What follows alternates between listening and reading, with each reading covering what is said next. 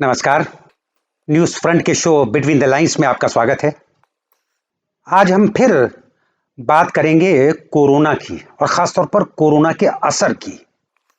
Corona अपने आप में जो समस्या है वो तो है ही, लेकिन इसके जो और असर हो रहे हैं वो कम घातक नहीं है।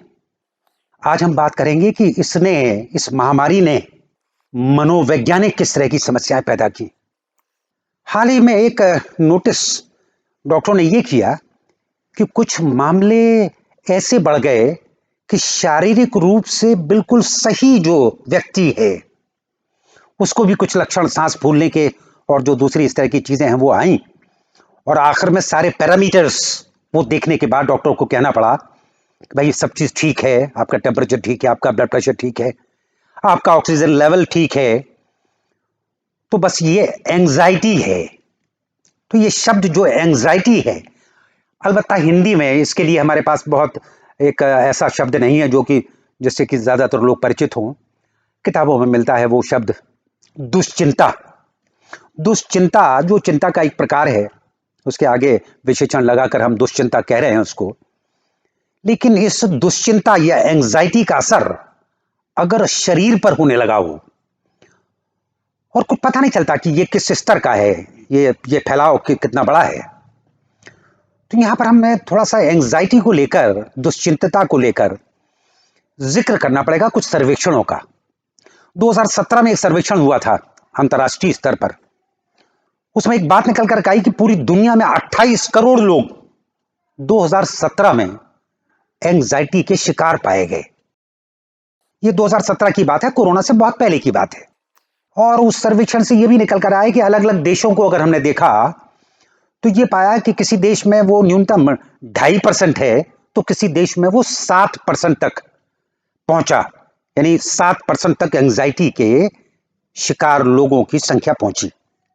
वो बात वहीं खत्म हो गई। और ये जब कोरोना शुरू हुआ, इस कोरोना के शुरू होने के बाद भारत में भी एक सर्वे हुआ, और भारत में जो सर्वे हुआ जिस संस्था ने किया, वो दिल्ली की संस्था रिसर्च ऑर्गेनाइजेशन, तो सर्वे में बड़ी सनसनीखेज एक खबर निकली, और वो ये निकली कि 88%, 88%, 88% एंजाइटी के शिकार वो सामने आए। जाहिर है कि चिंता की बात। ये जो सर्वे है ये कोरोना आने के लगभग 6 महीने बाद का है, दिसंबर 2020 का, यानी आज से 6 महीने पहले का। और इस सर्वे के बाद बहुत ज्यादा चर्चा नहीं हुई उस तरह की, क्योंकि हम बहुत बड़े बड़े और जो हमारे संकट थे उन्हीं में उलझे रहे। ऐसी बारीक सी चीज, अलबत्ता ये बारीक नहीं है, ये छोटी चीज नहीं थी, क्योंकि इसका असर बहुत आगे तक का है। और अगर बहुत गौर से देखेंगे तो जो इस तरह की मनोवैज्ञानिक तनाव है या मनोवैज्ञानिक स्ट्रेस हैं या इस तरह के मनोवैज्ञानिक रोग हैं, उनका हमारी उत्पादकता पर भी असर पड़ता है। वो अपनी जगह है, जो समस्याएं जो मेडिकल की हैं, जो कष्ट की हैं, जो दुख की हैं। तो उस लिहाज से जरा एंजाइटी पर बातचीत शुरू हो जाना चाहिए। अगर वो आंकड़ा 88% वो निकला है दिसंबर 2020 में। जाहिर है कि जो इस तरह के सर्वेक्षण होते हैं वैसे तो बड़ा ख्याल रखते हैं वो चीज को कि अक्रॉस द सोसाइटी, यानी पूरे समाज में हर क्षेत्र को शामिल कर लें। उनका सैंपल भी छोटा था, 10,000 का था, तो उस लिहाज से वो जरूर उन्होंने शामिल किया होगा। लेकिन ये समस्या एक बड़ी सी इसलिए दिख रही है कि अभी कुछ दिनों पहले जो भी एनसीआर के क्षेत्र में डॉक्टर्स जो देख रहे हैं, और खासतौर पर नॉन कोविड हॉस्पिटल्स में जिनके यहाँ ओपीडी है और जो पेशेंट्स कोरोना के नहीं हैं और उनकी जो समस्याएं हैं उनको देखने के लिए, तो रात को कई बार उनके पास ऐसे पेशेंट्स पहुंच रहे हैं जो ये बता रहे हैं कि उनकी सांस फूल रही है, उनके हाथ कुछ शून्य से पड़ रहे हैं। तो उसके बाद ये बात अभी इसे हमें जान लेना चाहिए कि ये जो लंबा खिंच गया है कोरोना, उससे लंबा खिंचने का जो असर है कि आमतौर पर जो मनोवैज्ञानिक समस्याएं हैं वो अगर सस्टेन कर जाती हैं, अगर वो ज्यादा दिन तक टिक जाती हैं, उनको हम डिसऑर्डर कहने लगते हैं। और जो ये एंजाइटी डिसऑर्डर है उसको जांचने के काम पर लग जाना चाहिए, और खासतौर पर जो इस क्षेत्र के विशेषज्ञ हैं, बहुत जो मनोवैज्ञानिक हैं इस तरह के अपने देश में, सामाजिक मनोवैज्ञानिक हैं, साइकेट्री के लोग भी हैं, जो मेडिकल साइंस के लोग हैं, उनके स्तर पर कोई सर्वेक्षण या जो भी उनके पास पेशेंट्स आ रहे हैं, उनकी केस हिस्ट्री, उनके नंबर, उनकी जरूरत है अब। बहरहाल 2020 दिसंबर के उस सर्वेक्षण के बाद और एक जनरल ऑब्जर्वेशन के बाद हमें आम तौर पर इसकी चर्चा इसलिए शुरू कर देना चाहिए कि इसके बचाव के तरीके, इसके बचाव का मतलब कि ये चीजें ना हो, इस तरह के प्रकरण ना हो, इस तरह की समस्या खड़ी ना हो, और जो समस्या खड़ी हो गई है उसके उपचार के लिए हमें बातचीत शुरू कर देना चाहिए, जिस तरह से हम कोरोना के सीधे उपचार की बात हर क्षेत्र में कर रहे हैं, चाहे वो मेडिकल हो या ना हो। जितने भी नॉन मेडिकल पर्सन हैं वो भी जिस तरह के दे रहे हैं, जिस तरह के दवाइयां दे रहे हैं, तो वो अगर हम कर रहे हैं तो ये जो क्षेत्र है, मनोविज्ञान का क्षेत्र है, जो मनोचिकित्सा का क्षेत्र है, इस पर गौर शुरू हो जाना चाहिए।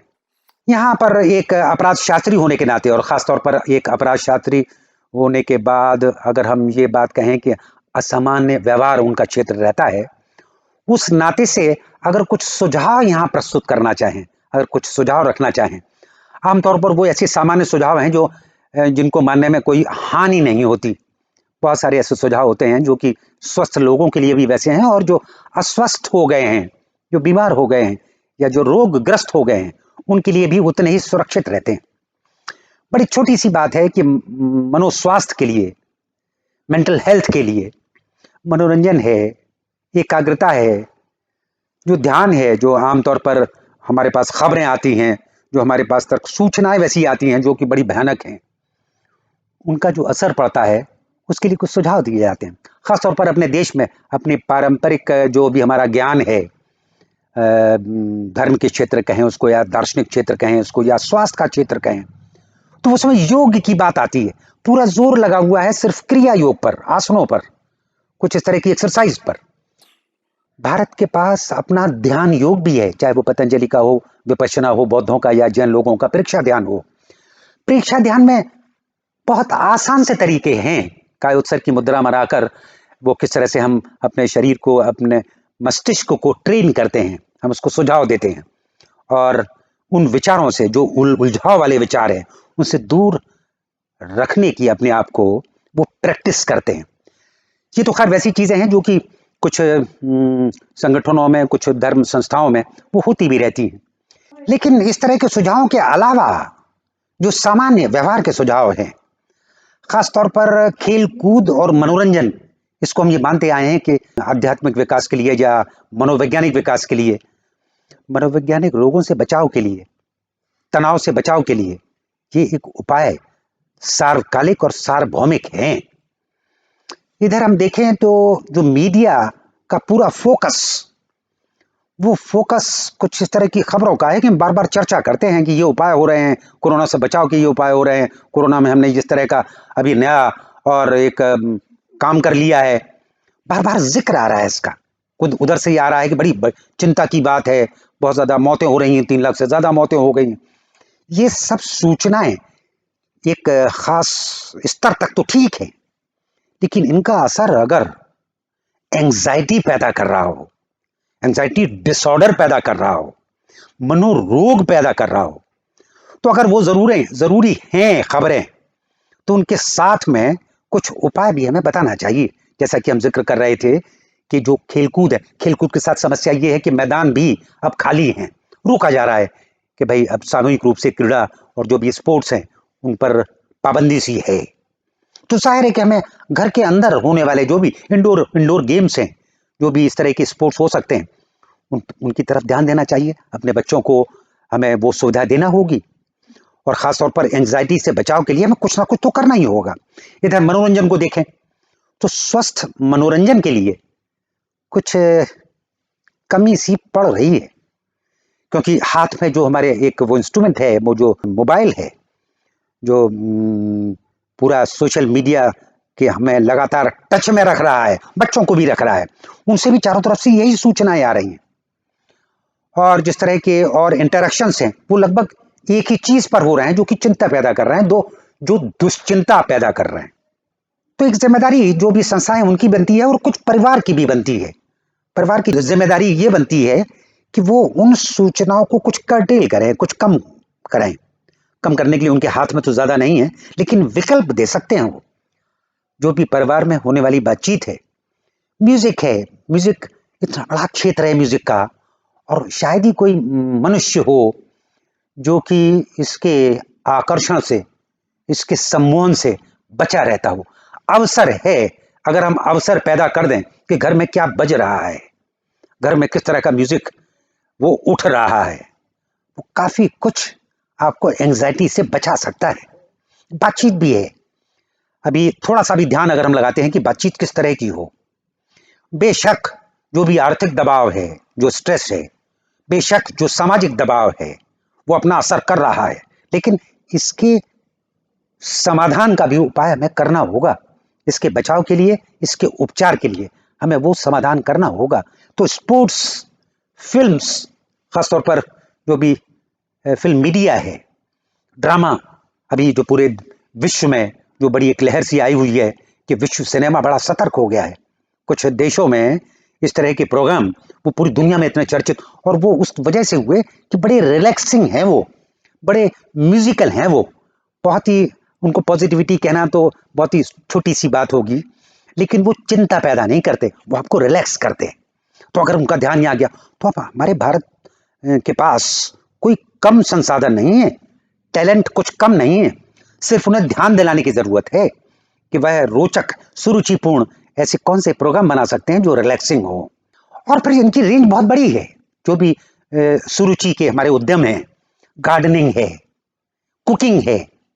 अभी इस पूरे कोरोना में जिस तरह से किचन में टाइम ज़्यादा व्यतीत होना शुरू हो गया, उसके बाद उसमें रुचि बढ़ाई जा सकती है।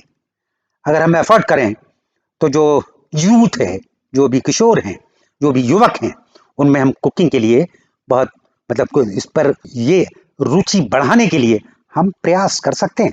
यानी हमें ये खुद ही तय करना पड़ेगा कि हम अगर ध्यान हटवाना हो, और वो ध्यान अगर योग से ना हटा पा रहे हो, हमारे पास नहीं है वैसे प्रशिक्षक, तो फिर ये हमारे पास उपाय हैं, ट्रेडिशनल उपाय है ये बात अलग है कि भागम भाग में हम उनसे कुछ दूर हो गए थे, और ये बड़ा अच्छा मौका दिया है हमें, बड़ा अच्छा एक मौका भी दिया है इस महामारी ने कि हमें जो अभी रोक के रखा घरों में, तो उस घरों में हम ईजाद कर सकते हैं भी बहुत सारे उपाय, गार्डनिंग के, स्पोर्ट्स के, म्यूजिक के। हमें लगता है कि इस तरफ थोड़ा सा भी ध्यान देंगे तो हम काफी कुछ सकारात्मक कर सकते हैं। धन्यवाद।